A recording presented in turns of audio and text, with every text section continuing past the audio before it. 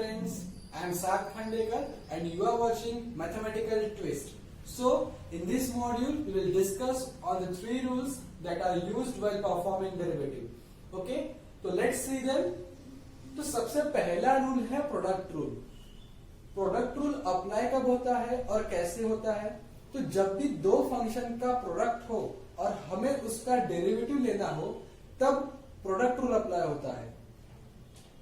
अगर दो फंक्शन का प्रोडक्ट है तो फॉर्मूला ऐसा है कि पहला function as it is into दूसरे का डेरिवेटिव प्लस दूसरा function as it is into पहले का डेरिवेटिव. ओके, अगर दो फंक्शन का प्रोडक्ट है और हमें उसका डेरिवेटिव लेना है तो पहला function as it is into दूसरे का डेरिवेटिव प्लस दूसरा फंक्शन एज इट इज पहले का डेरिवेटिव. तो ये हो गया प्रोडक्ट रूल का फॉर्मूला. अब फॉर एग्जांपल अप्लाई कैसे करना? तो पहला है y equals to log x into root of x. ये हो गया पहला फंक्शन और ये हो गया दूसरा function log x into root x. जब मैं y को with respect to x differentiate करता हूं तब dy बाय dx आता है पहला function as it is into दूसरे का डेरिवेटिव. रूट एक्स का डेरिवेटिव होता है 1/2 रूट एक्स प्लस दूसरा function as it is into पहले का डेरिवेटिव log x का डेरिवेटिव होता है 1/x. ओके, तो इसे रीअरेंज करने के बाद ये फाइनल आंसर आता है dy बाय dx. तो इसका डेरिवेटिव ये होता है. ओके, अब दूसरा example y equals to e raise to x minus 7 into sine x plus cos x. यहां भी सेम, ये पहला फंक्शन और ये दूसरा फंक्शन. जब मैं y को with respect to x differentiate करता हूं तो dy बाय dx आता है पहला function as it is into दूसरे का डेरिवेटिव. साइन x का डेरिवेटिव होता है cos x and cos x का डेरिवेटिव होता है minus sine x. Okay, derivative या प्लस या माइनस साइन से डिफरेंशिएट होता है, मतलब अलग अलग होता है. हमें इस पूरे ब्रैकेट का डेरिवेटिव लेना है तो पहले इसका डेरिवेटिव लेना, बाद में इसका डेरिवेटिव लेना. ओके, ये हो गया पहला function as it is into दूसरे का डेरिवेटिव प्लस दूसरा function as it is into पहले का derivative. e raise to x minus 7 का डेरिवेटिव होता है e रेज टू x. क्यों? क्योंकि e रेज टू x का डेरिवेटिव होता है e raise to x and minus 7 ये एक कांस्टेंट है, कांस्टेंट का डेरिवेटिव होता है 0.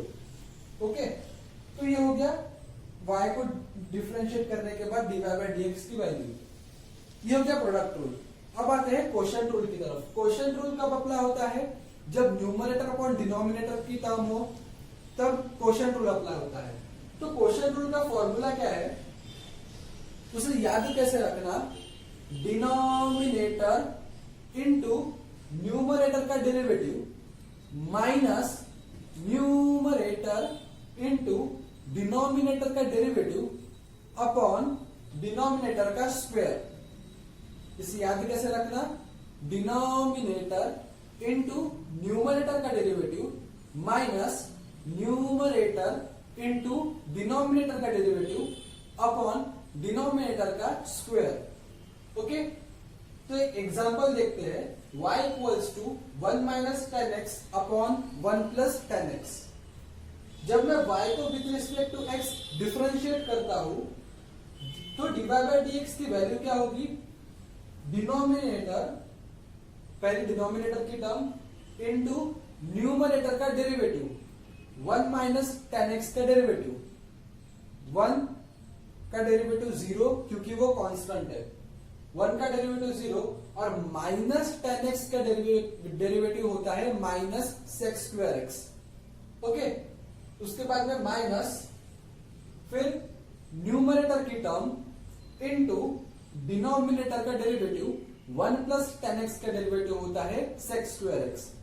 10x का डेरिवेटिव होता है सेक्स स्क्वायर एक्स, तो 1 प्लस 10x का डेरिवेटिव हो गया sex square x. Okay, upon denominator का स्क्वायर.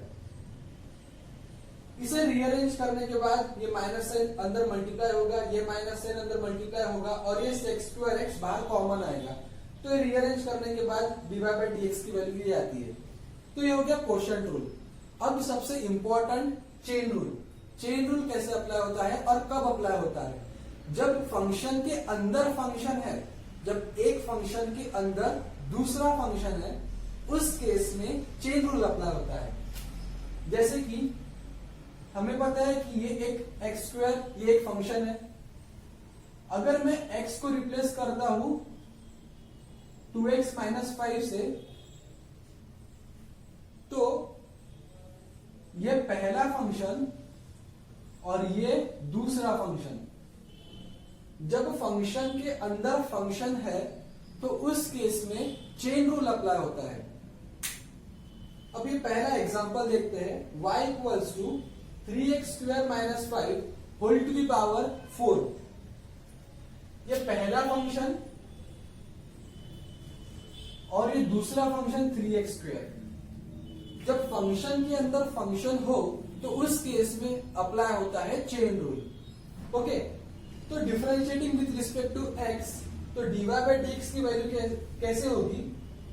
तो सबसे पहले तो बाहर वाले फंक्शन का डेरिवेटिव, जो ये बाहर वाला फंक्शन है होल टू द पावर 4, उसका डेरिवेटिव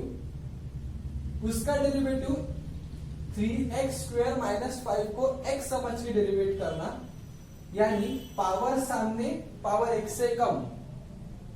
x स्क्वायर का डेरिवेटिव होता है 2x और x क्यूब का डेरिवेटिव होता है 3x स्क्वायर। क्यों? क्योंकि पावर सामने पावर x से कम। सेम यहां भी अप्लाई करना, पावर सामने पावर x से कम। 3x स्क्वायर माइनस 5 को x समझ के डेरिवेट करना, पावर सामने पावर x से कम, और जो ब्रैकेट में है वो एज इट इज रहेगा। फिर इनटू, अब बाहर वाले फंक्शन का डेरिवेटिव हो गया, अब अंदर वाले फंक्शन का derivative, that is 3x square का डेरिवेटिव। 3x स्क्वायर का डेरिवेटिव होता है 6x। हमें पता है x स्क्वायर का डेरिवेटिव होता है 2x and 2 into 3 that is 6। Okay, तो इसका डेरिवेटिव आ गया ये, फिर 6 इंटू 4 करके 24, तो dy बाई dx की वैल्यू ये आ गई। ओके, अब अगला y equals to log of tan of e raise to x। जब मैं y को with respect to x differentiate करता हूं तो dy बाई dx की वैल्यू क्या होगी? तो यहां पे ये log का पहला फंक्शन, फिर ये tan का दूसरा फंक्शन, उसके बाद में ये e रेज टू x का फंक्शन। ये पहले log का फंक्शन, उसके बाद में tan का फंक्शन, उसके बाद में e रेज टू x खुद एक फंक्शन। तो फंक्शन के अंदर फंक्शन और उसके अंदर और एक फंक्शन। फिर इस केस में चेन रूल अप्लाई करना है। तो सबसे पहले बाहर वाले फंक्शन का डेरिवेटिव, मतलब log का डेरिवेटिव, तो log का होता है डेरिवेटिव 1 अपॉन जो भी है log के अंदर, वो log के अंदर है tan of e raise to x, तो सबसे पहले तो आएगा 1 upon tan e raise to x। फिर उसके बाद में इनटू करके log के अंदर जो भी अंदर वाला छोटा फंक्शन है उसका डेरिवेटिव, log के अंदर है tan of e raise to x, तो tan of e raise to x का डेरिवेटिव क्या होगा? सबसे पहले तो tan का डेरिवेटिव होता है sec square x, tan x का डेरिवेटिव होता है sec स्क्वायर x, फिर tan of e raise to x का डेरिवेटिव होगा sec square e raise to x। Okay, अब उसके अंदर का function e raise to x, उसका derivative e raise to x का डेरिवेटिव होता है e रेज टू x। तो उसे रीअरेंज करने के बाद ये आता है, तो sec square e raise to x मतलब 1 upon cos e raise to x, और यहाँ का cos e raise to x cancel out हो गया। फिर बचा 1 upon sin e raise to x, 1 upon sin को लिख सकते हैं cosec। तो इसे रीअरेंज करने के बाद dy बाई dx की वैल्यू ये आती है। ओके, तो ये हो गया चेन रूल। तो इस वीडियो में हमने देखा कि प्रोडक्ट रूल कब और कैसे अप्लाई होता है, उसके बाद में क्वोशंट रूल कब और कैसे अप्लाई होता है, उसके बाद में चेन रूल कैसे और कब अप्लाई होता है। ओके, तो ये हो गए डेरिवेटिव के 3 रूल्स। अगर आपको ये वीडियो पसंद आया हो तो लाइक और सब्सक्राइब करना मत भूलिएगा दोस्तों। Okay, so thank you for watching this video.